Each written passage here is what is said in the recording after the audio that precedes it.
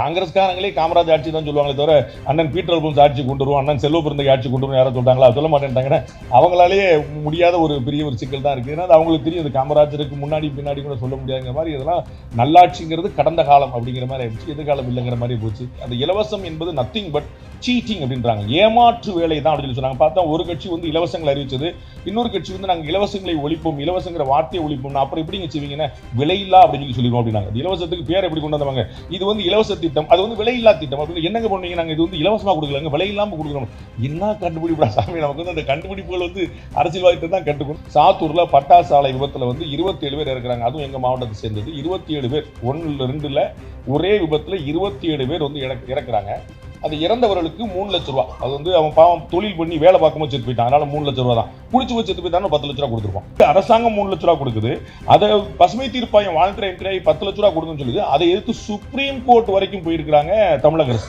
10 லட்ச ரூபா கொடுக்க முடியாதுன்னு சுப்ரீம் கோர்ட் தள்ளுபடி பண்ணியிருக்கு. அதை அமைச்சர்களுடைய துறைகள்னால என்ன பலன் அப்படின்னு, ஏதோ செய்தித்துறை அமைச்சருக்கு என்ன பலன் அப்படின்னு யோசிச்ச மாதிரி, எந்த துறை அமைச்சரால தான் யாருக்கு பலன்? எல்லா துறை அமைச்சராலும் அவர்களுக்கு தான் பலன். அது வந்து நீர்வளத்துறை அமைச்சர் இருந்தேன்னா, பொதுப்பணித்துறை அமைச்சர் இருந்தேன், கல்வி அமைச்சர் என்னன்னா அவருக்கு எத்தனை கல்வி இவ்வளோ கோடி பட்ஜெட்டா, அப்போ இவ்வளோ 10% போட்டால் கூட இவ்வளோ வருது இப்போ அப்படின்னு நினச்சிக்க வேண்டியதானே தவிர இதில் மக்களுக்கு ஏதாவது பலன் இருக்கு போதா? எல்லா துறை அமைச்சர்களாலும் பலன் வந்து அந்த துறை அமைச்சர்களுக்கு தானே தவிர மக்களுக்கு இல்லைங்கிறத நம்ம கண்கூட பார்க்குறோம். அவர் சொன்னது போல உதாரணங்களாக மேற்கோள் காட்டக்கூடிய கூட நீங்கள் வந்து பொன்னம்மாள்கிட்டயோ காமராஜர்கிட்டயோ தான் நீங்கள் போக வேண்டியிருக்கே தவிர இன்னைக்கு சொல்ல முடியல.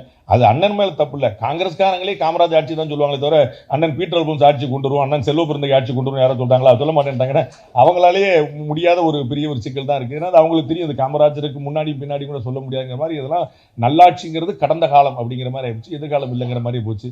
அண்ணன் வந்து ரொம்ப உண்மையான திறனாய்வான ஒரு உரையை வந்து கொடுத்தாங்க. அக்கா திலகபாமா வந்து எப்படி அண்ணனுக்கு வந்து இவங்களை வந்து முழுக்க முழுக்க ஒரு இலக்கியவாதியா தெரியுமோ, எனக்கு வந்து அக்கா திலகபாமா முழுக்க முழுக்க அரசியல்வாதியா மட்டும் தான் தெரியும். எனக்கு இலக்கியமே தெரியாது. அப்போ இலக்கியவாதி எப்படி தெரியும் எனக்கு? நம்ம அந்த பக்கமே போனது கிடையாது. நம்ம யாராவது இலக்கியவாதிகள் வந்தாங்கன்னா கால் விழுந்து கும்பிட்டு நமக்கு அந்த பக்கம் வர கிடையாது, இப்படிக்கா ஓடி போயிருது நம்ம. பட் இந்த மாதிரி சில சந்தர்ப்பங்கள் வந்துடும் பார்த்துக்கங்களேன். அப்போ வந்து திலகபாமா அக்கா வந்து இன்னொரு பெரிய ஆச்சரியம் வந்து அவர்களுடைய தீவிர இலக்கியங்கள்ல இந்த மாதிரி வந்து ஒரு பெரிய ஒரு பங்களிச்சிருக்காங்கிறது எங்களுக்கு பெரிய ஆச்சரியம். நாங்கெல்லாம் பார்த்த போகிறோம் டிபேட்ல வந்து பயங்கரமா சண்டை போட்டு மல்லு கட்டி நிற்கிறது தான். அது வந்து அக்கா தமிழிசை அவர்களுக்கும் அக்கா திலகபாமாவுக்கும் ஒரு ஒற்றுமை பார்க்குறேன். நல்லா வந்து கொஞ்சமா அறிவு இருக்கு, அவனுக்கு மண்டையில் மசாலாவே இல்லை அப்படிங்கிற சிரிச்சுட்டே சொல்லுவாங்க. அவங்க வந்து பார்க்கறதுக்கு வந்து பயங்கரமா திட்டுற மாதிரி இருக்கும், அதை கூட சிரிச்சுட்டே தான் சொல்லுவாங்க, கொஞ்சம் அறிவு இல்லை அப்படிம்பாங்க. அந்த மாதிரி வந்து ஒரு என்ன சிரிச்ச முகம் அது வந்து. ஆனால் நல்ல கடுமையாக வந்து ஃபைட் பண்ணுவாங்க, விடவே மாட்டாங்க, விட்டு கொடுக்காத ஒரு தன்மை. எங்களுக்கு வந்து அரசியல்வாதி திலகபாமா மட்டும்தான் தெரியும். ரொம்ப சிறப்பான விஷயங்களை செஞ்சுருக்கிறாங்க. பாட்டாளி மக்கள் கட்சி ஒரு ரைட் டிசிஷனை சரியான நேரத்தில் எடுத்திருக்கு, அக்காவும் ரைட் டிசிஷனை சரியான நேரத்தில் எடுத்திருக்கிறாங்க. அதை நம்ம கண்கூட பார்க்குறோம். நம்ம வந்து எந்த நேரத்தில் எந்த முடிவு எடுக்கணுங்க, ரொம்ப டஃப்பான டிசிஷன் அது. வந்து அண்ணன் வந்து அரசியலே பேசாமல் அவரை மீறி ஒரு அரசியல் பேசினார். அப்போ நான் தான் எடுத்துக்கிட்டானே பாலிடிக்ஸ்னே அப்படின்னு அப்போ இருந்துட்டு போட்டு கூட எவ்வளோ பார்த்தாச்சு. அதை அந்த மூத்தவர்கள் எப்படி வந்து இளைய தலைமுறைக்கு வந்து ஒரு பெரிய ஒரு சிக்கலாக இருக்கிறாங்க அப்படிங்கிறது ஒரு கண்கூட பார்த்தோம். அந்த மாதிரியான டஃப் டிசிஷன் வந்து ரொம்ப சிக்கல் தான். அது வந்து அக்கா வந்து ரொம்ப ஸ்ட்ராங்கான டிசிஷன் எடுத்தாங்க. பட் வந்து ரொம்ப பியூட்டிஃபுல்லாக வந்து அந்த புத்தகத்தை சமர்ப்பிக்கும் போது பெரியவருக்கும் சின்னவருக்கும் சேர்த்தே சமர்ப்பணம் பண்ணிட்டாங்க. அது வந்து எந்த பிரச்சனையும் வரும்போது அப்போ வந்து அந்த பஞ்சாயத்து இருந்துச்சான்னு எனக்கு தெரியல. அதாவது ஆனால் அந்த புத்தகம் யாருக்குன்னா எனக்கு வந்து வழிகாட்டியாக இருந்த தலைவருக்கு மருத்துவர் மூத்த ஐயா அவர்களுக்கும் அதே மாதிரி சின்ன மருத்துவர் அன்புமணி அவர்களுக்கும் சேர்ந்து கொடுத்தாங்க. அது ஒரு பெரிய அரசியல்வாதிகளுக்காக உரிய ஒரு கெட்டிக்காரத்தனம் பார்க்குறேன் நான். இந்த புத்தகம் வந்து எனக்கு ஒரு பெரிய ஆச்சரியத்தை ஏற்படுத்துச்சு. என்னன்னா இது வந்து இது என்ன புத்தகம்னு எனக்கு ஒரு பிடிபடுறதுக்கு கொஞ்சம் நேரமாச்சு. நானும் புரட்டி பார்த்தேன். அக்கா கேட்டாங்க, அந்த புத்தகத்தை படிச்சிக்கலாம் முதல்ல ஃபுல்லாக அப்படின்னு கேட்டாங்க. தம்பி வேறு மானத்தை வாங்கி விட்டாரு, புத்தகங்களே படிக்காமல் அணிந்துரை சொல்றதுக்கு வந்துடுறாங்க அப்படின்னு சொல்லி, ஆஹா நம்மளை பற்றி யாரோ சொல்லிட்டாங்க போல தெரியுது அப்படின்னு நடந்தேன்.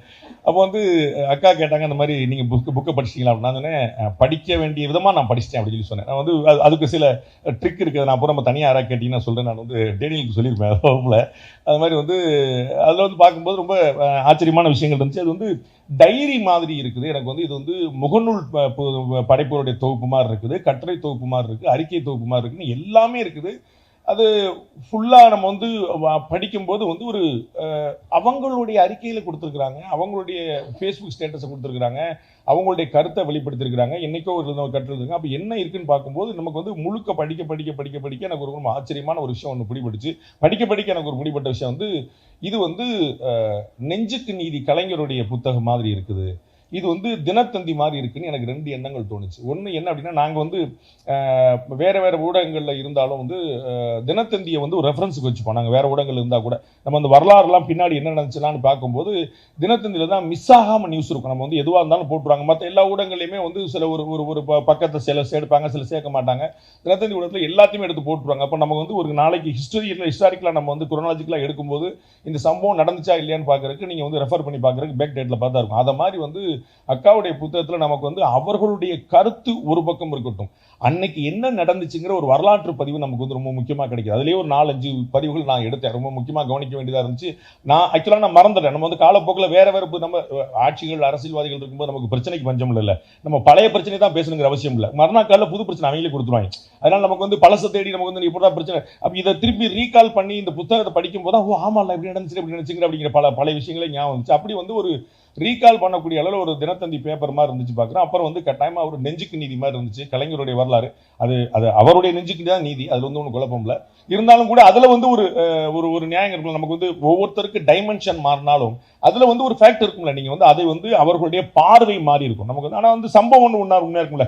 அதற்கு பிறகு நமக்கு வந்து 2 பக்கம் தெரிஞ்சுக்கிட்டா உங்களுக்கு உண்மை தெரிஞ்சிருக்கும். அதுபோல வந்து சம்பவங்களுடைய ஒரு பகுதி ஒரு சார்பு என்னவா இருந்துச்சு, என்ன நடந்துச்சுன்னு பார்க்கறதுக்கு அக்காவுடைய இந்த புத்தகம் ரொம்ப நிச்சயமா உதவும். அது வந்து கிட்டத்தட்ட 400 பக்கம், எக்ஸாக்டா 222 அத்தியாயம். 2006 ஆரம்பிச்சு 2025 வரைக்கும் முடியுது. எல்லாத்தையும் எழுதுறாங்க.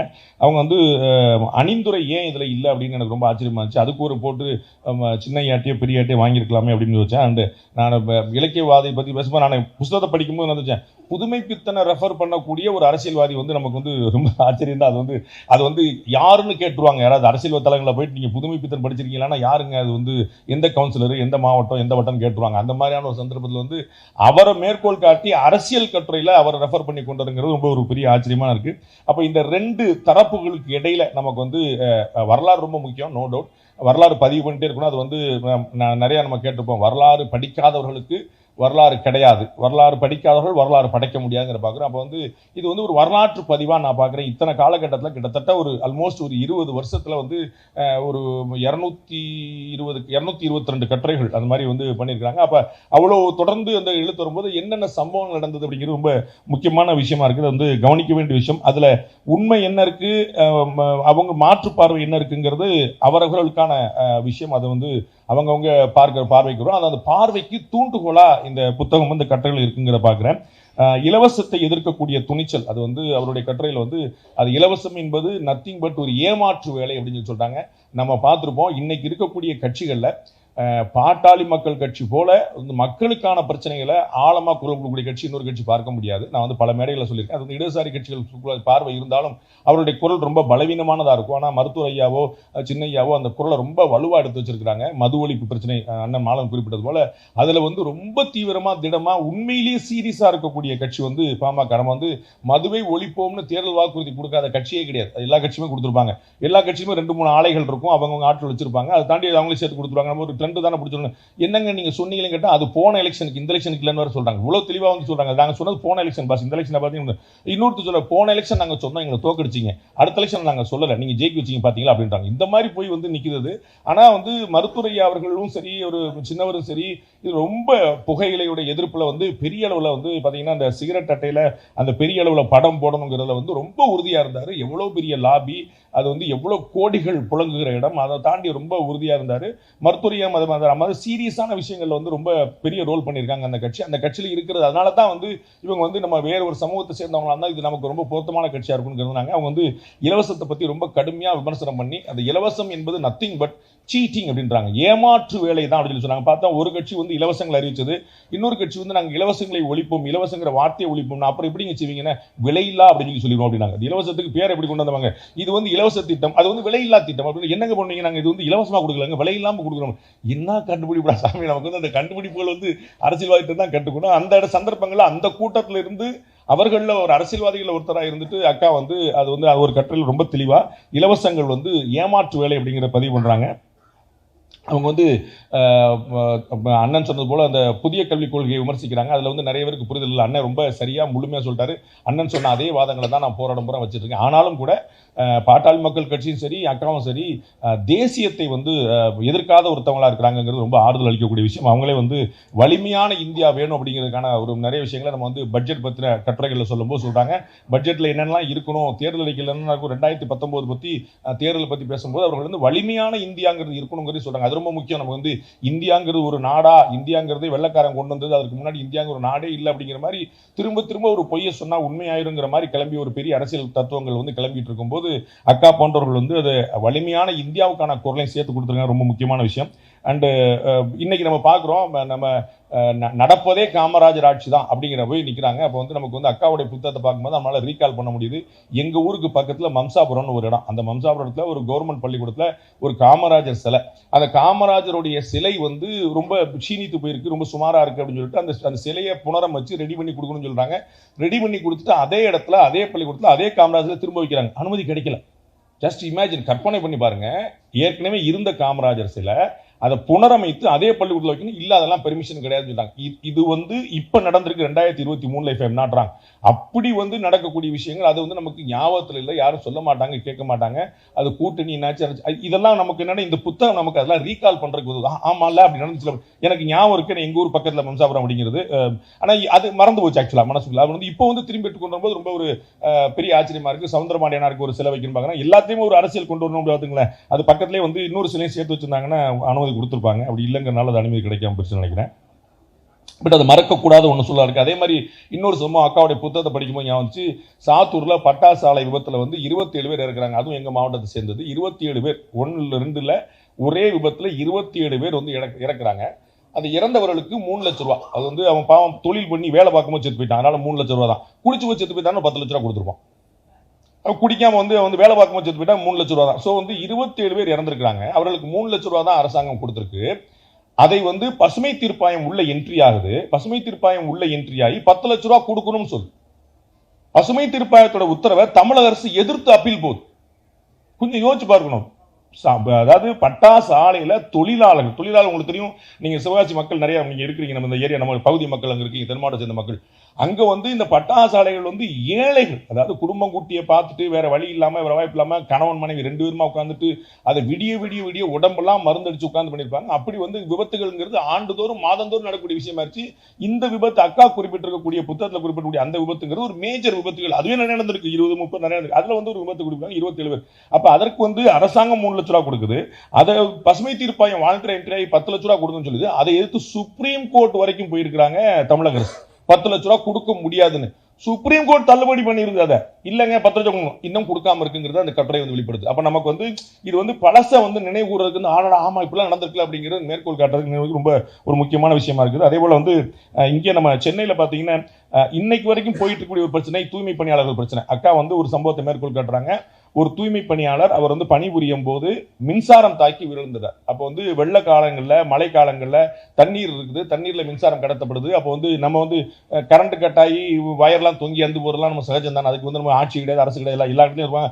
அது வெள்ளம் வந்துச்சுன்னா மழை வரத்தான் செய்யும், மழை வந்துச்சுன்னா வந்து வெள்ளம் வரத்தான் செய்யும், வெள்ளம் வந்துச்சுன்னா 4 வயர் விழத்தான் செய்யும், வயர் வந்துச்சுன்னா கரண்ட் விழா, கரண்ட் வந்து 2 சாகத்தான் செய்வாங்கிற அளவுக்கு சகஜமாகி போச்சு. அப்படியா அங்க மின்சாரம் தாக்கி 2 பேர் பலியா அப்படிங்கிற தூய்மை பணியாளர்கள் நம்ம முன்கள பணியாளர்கள் நம்ம காம்ப்ளிமெண்ட் பண்றோம். ஆனா இன்னைக்கு வரைக்கும் போராடிட்டு இருக்காங்க. அவர்களுக்கு நியாயம் கிடைக்க மாட்டேதுன்னு.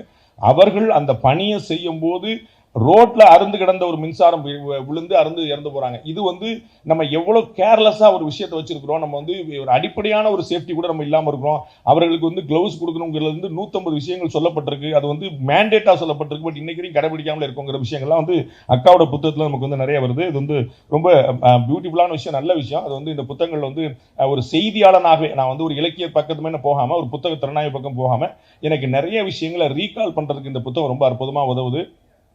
அண்ணன் குறிப்பிட்டது போல அரசியல் அப்படிங்கிறதே ஒரு கடினமான களம். அது வந்து வெகு நிச்சயமாக ஆண்களுக்கான களமாகத்தான் இருக்குது. அதுல வந்து குழப்பமே இல்லை. அதுல வந்து மீண்டெழுந்து ஒரு பெண் வந்து எந்திரிக்கிறதுங்கிறது ஒரு பெரும் புரட்சி, அதில் சாதாரண விஷயம் இல்லை. அதனால தான் உங்களுக்கு தெரிஞ்சிருக்கும், அக்கா தமிழிசை அவர்கள் வந்து பாஜகவுடைய மாநில தலைவரான போது செல்வி ஜெயலலிதா அவர்கள் அதிமுக பொதுச்செயலாளர் வாழ்த்து செய்தி அனுப்பினாங்க. ஜெயலலிதா அவர்களுடைய ஏடிஎம்கே லெட்டர் பேர்ல தமிழிசை வாழ்த்து செய்தி. ஏன் அப்படின்னா அவங்களுக்கு தெரியும் அன்னைக்கு வந்து கூட்டணி கிடையாது. அவங்க வந்து ஆனால் வந்து ஏன் வாழ்ச்சுன்னா ஒரு பெண் வந்து ஒரு இவ்வளோ பெரிய உயரத்துக்கு அடையிறதுங்கிறது எவ்வளோ கஷ்டம் அப்படிங்கிற பார்த்துருப்போம்.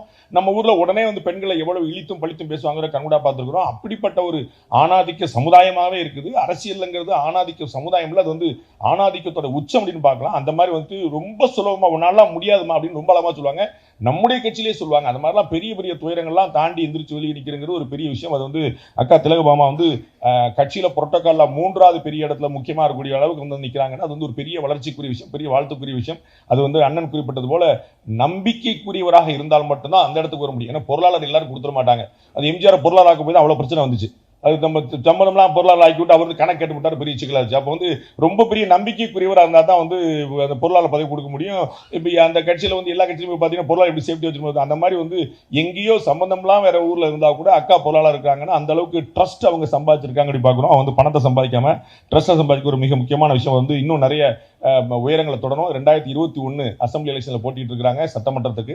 2024 பார்லிமெண்ட் எலெக்ஷனையும் போட்டிட்டாங்க. 2 முறை வெற்றி வாய்ப்புகள் கிடைக்காம இருந்துச்சு. 2026 சட்டமன்ற தேர்தலில் போட்டிடுவாங்கன்னு நினைக்கிறோம். நல்ல விஷயங்கள் மாம்பழம் கனிந்து வருவதற்கான நிறைய நல்ல விஷயங்கள் தெரிகின்றன. இறைவன் துணை இருக்கட்டும். இந்த புத்தகத்தை நீங்களும் நிறைய பேர் படித்து நல்லது நடக்கட்டும். இறைவன் துணை இருக்கட்டும். தேங்க்யூ. இந்த அருமையான சந்தர்ப்பத்துக்கு ரொம்ப நன்றி. வணக்கம்.